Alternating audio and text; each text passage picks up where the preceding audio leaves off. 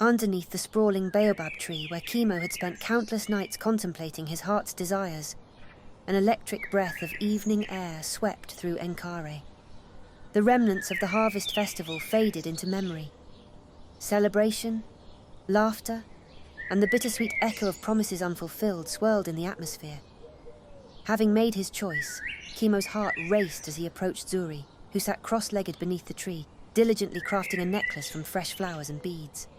She looked up, her vibrant eyes meeting his, sparkling with anticipation. "Chemo, you're here! I thought you might be off chasing more laughter," she exclaimed, her voice a melodic tune that ignited warmth in his heart. "I'm done running in circles, Zuri," Chemo said confidently, kneeling beside her. "I've made my choice. It's you. I want to build a life with you." Zuri's expression transformed from surprise to delight, her laughter ringing like music, enchanting and pure. "Really? You mean it? After everything with Amina?" "Yes, really," he assured her, taking her hands in his. For Chemo, the confusion that once plagued his heart faded away, replaced with clarity and purpose. Zuri felt right. Her laughter, her spirit, her warmth. "I'll make us happy, I promise. Will you accept my heart?" With a deep breath and an open heart, Zuri nodded, tears of joy spilling from her eyes as she hugged him tightly. "I promise. Together we'll create something beautiful." As they embraced, the undercurrents of dormant desires began to blossom, weaving the beginnings of their shared journey together. Unbeknownst to Chemo, however, the heart is a tumultuous entity, as complicated as it is beautiful. As the months passed, Chemo and Zuri built a life filled with laughter, love, and the glow of burgeoning dreams. Their days were spent exploring the savannah, creating vivid memories together that blossomed like wildflowers beneath the sun. In time, the couple welcomed the news of Zuri's pregnancy. Chemo took great joy in preparing their home and embracing the journey into fatherhood, celebrating every moment with Zuri as she glowed with maternal warmth. Every day brought them closer, forging a stronger bond that felt as vibrant as the colours of the landscape around them. "Do you think our child will inherit your charm?" Zuri teased one evening, her hand resting on her round belly as they cooked together at the hearth. "If they do, maybe we should name them Casanova." Chemo laughed, mixing ingredients in the pot, delighting in her playful banter and the easy rhythm of their life. Laughter filled their home, echoing through the quiet nights as they shared secrets and dreams. Chemo felt the weight of joy growing heavier in his heart, believing he had finally found what he had been searching for, a true connection. However, as their lives blossomed, the shadows of doubt began to creep in. Though Chemo was smitten with Zuri, the whispers of old flames lingered faintly in the corners of his mind, especially concerning Amina. After rejecting her, Chemo wondered how she was faring now that his affections had shifted. One sunny afternoon, Chemo visited Amina to check on her, hoping to ease any lingering tension. He found her sitting under the same baobab tree, lost in thought. "Chemo, what a surprise!" Amina greeted him, though her expression held a bittersweet air. "I didn't expect to see you here. I came to check on you. It's been a while. I hope you're doing well," Chemo replied, remorse filling his voice. "Oh, I'm managing," she said, curtly, fiddling with the shukka draped around her. "You've been busy with Zuri, I see." Chemo sighed, feeling the weight of regret settle as if he were bearing the burden of his decisions too closely. "I didn't mean to hurt you, Amina. You are remarkable, but I found a different path." "You have what you want, Chemo, but I wouldn't have expected you to stay with just one woman. You're a wandering heart, after all." Her words struck deeply, yet he felt defensive. "Zuri means something to me. I want to make things work."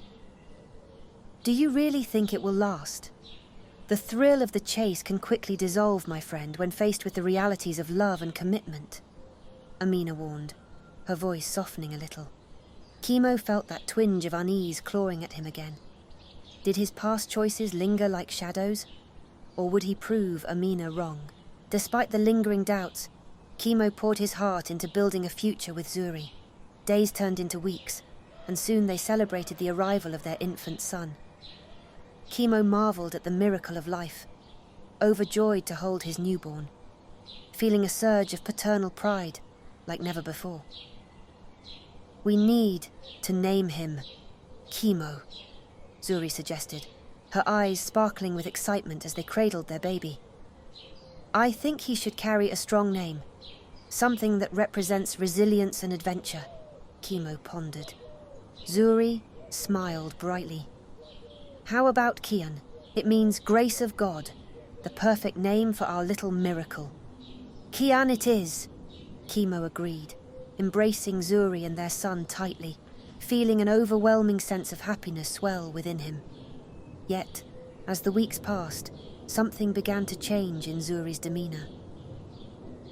The lively laughter that once filled their home started to fade, replaced by moments of silence and distant gazes. Kimo found himself increasingly worried, attempting to bridge the gap that seemed to grow between them. "Zuri, is everything all right? You seem lost in thought lately," he asked one evening, as they sat by the warm glow of the hearth. "I'm just tired, Kimo. Caring for Kian is more demanding than I expected," she replied, her voice quietly lacking the energy he cherished. Kimo wanted to reach out, but he brushed off the concern, convincing himself that every new parent faced difficulties. Yet within the silent nights, doubts whispered at the edges of his mind, casting shadows over the joy they had cultivated together. As Kimo worked in the fields, he couldn't shake the feeling that Zuri was hiding something. And while she dutifully cared for Kian, she sometimes went missing late in the evenings under the guise of gathering food or visiting friends.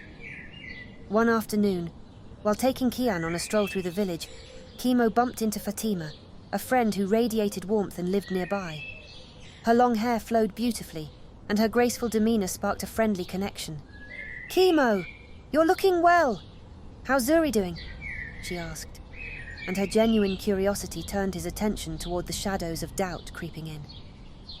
She's, busy," Kimo replied, trying to mask his frustration. "You know how new motherhood can be." Fatima's eyes sparkled with insight, and she placed a delicate hand on his shoulder.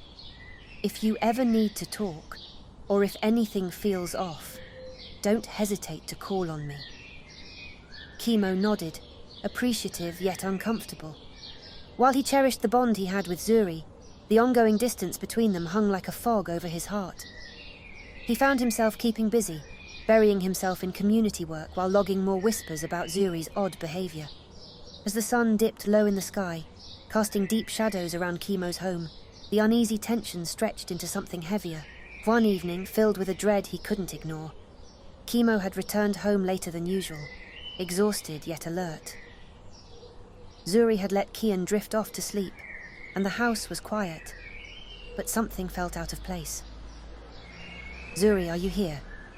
he called softly, moving into their shared space.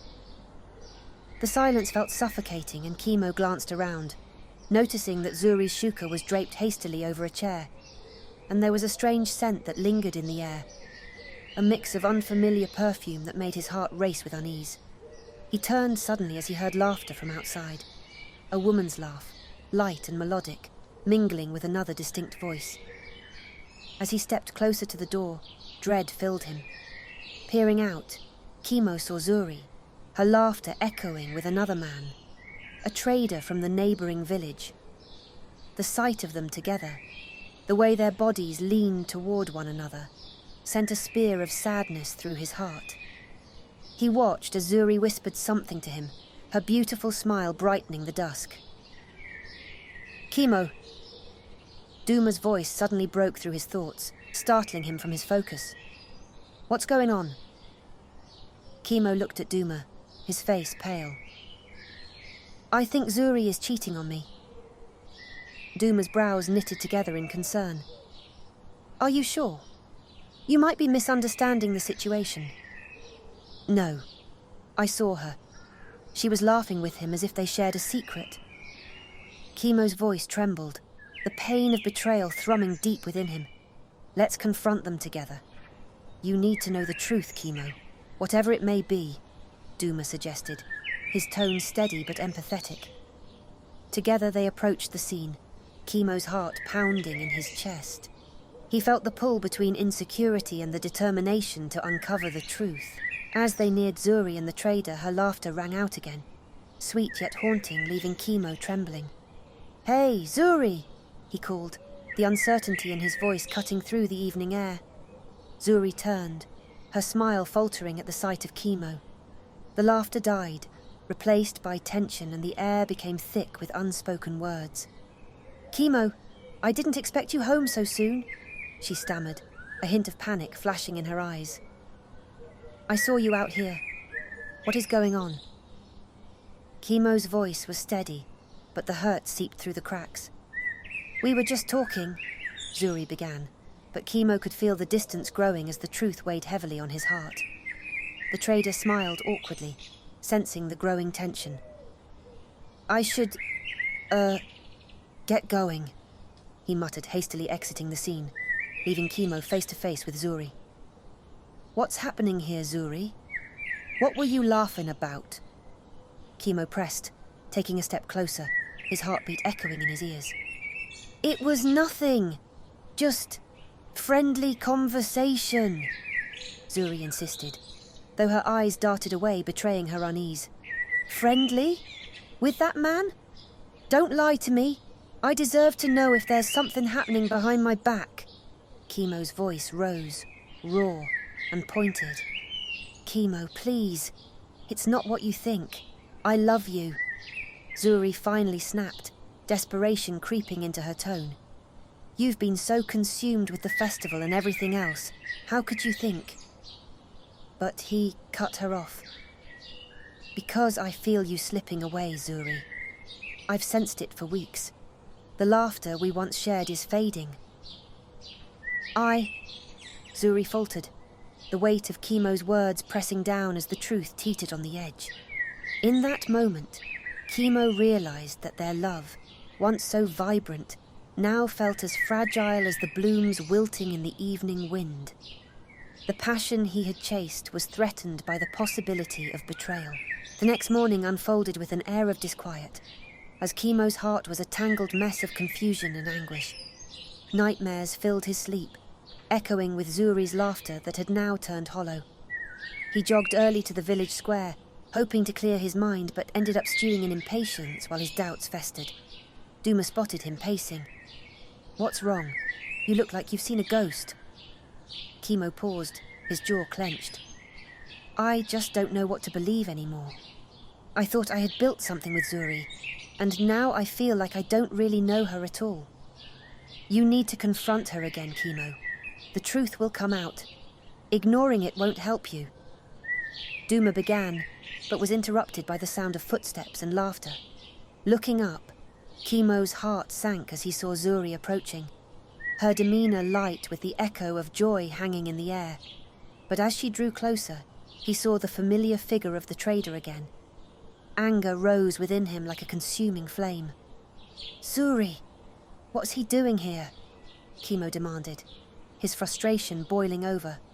"Chemo, please, just hear me out," Zuri pleaded, caught between the man she cherished and the life she tried to uphold. "You don't need to explain anything to me if you're still pursuing him." Chemo turned sharply, heart racing and fists clenched. "This isn't what it looks like," Zuri cried, desperation crackling in her voice as she sought to juggle her emotions, torn between the love she felt for Chemo and the truth she could not admit. "Then what is it, Zuri? Make it clear before I walk away." With the words hanging in the air, Chemo felt the distance between them stretch longer. It was in the moment of turmoil that a beam of realization struck him. Trust and love were fragile, easily torn by the winds of infidelity. The pain coursing through him felt unbearable, and guilt twisted in his gut, battling against the love he once felt so strongly.